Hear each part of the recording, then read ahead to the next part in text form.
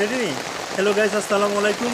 ফেনীবাসীর জন্য সবচেয়ে সুখবর হচ্ছে ফেনীতে এরই মধ্যে চায়নার যে অত্যাধুনিক বাংলাদেশের মধ্যে চায়নার যে অত্যাধুনিক 3টি হাসপাতাল নির্মাণ করা হবে।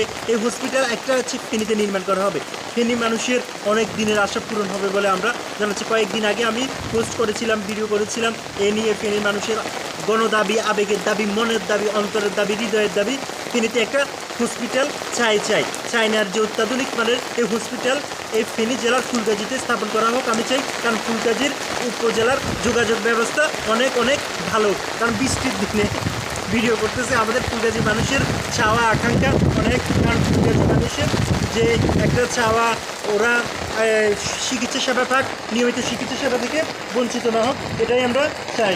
এই জন্যই আমরা চাই যে ফেনীর ফুলগাজী উপজেলা অনেক জায়গা আছে, সরকারি অনেক জায়গা আছে, এখান থেকেই এখানে নির্মাণ করা হোক। যোগাযোগ ব্যবস্থা, সড়কপথ, রেলপথ সব পথই ভালো আছে। কারণ হচ্ছে মানুষের সুবিধা, যাতে মানুষের চিকিৎসা সেবা যাতে পায়। আধুনিক মানের হসপিটালে আধুনিক মানের যন্ত্রপাতি আরও করে দেয়, আধুনিক মানের যন্ত্রপাতি আরও করে দেয়, আধুনিক মানের হসপিটাল, আধুনিক মানের যন্ত্রপাতি, আধুনিক মানের ডাক্তার আসবে, তখন মানুষ চিকিৎসা সেবা পাবে। আর ইন্ডিয়া যেতে হবে না, অন্য কোথাও সিঙ্গাপুর যেতে হবে না। তাহলে মানুষ যেই যার রোগ সেই অনুযায়ী চিকিৎসা করাতে পারবে। আমরাও চাই এই হসপিটাল আমাদের ফেনী জেলার ফুলগাজীতে করার যে উদ্যোগ নিয়েছে সরকার, আমরাও চাই ফুলগাজীতেই করা হোক।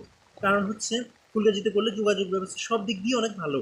সরকারকে এই জন্য ধন্যবাদ যে ফেনী জেলাকে রাখতে হচ্ছে।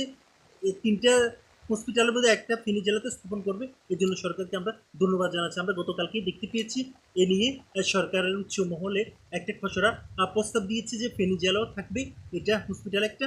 এই জন্য আমরা ধন্যবাদ জানাচ্ছি ফেনীবাসীর পক্ষ থেকে। ধন্যবাদ সবাইকে।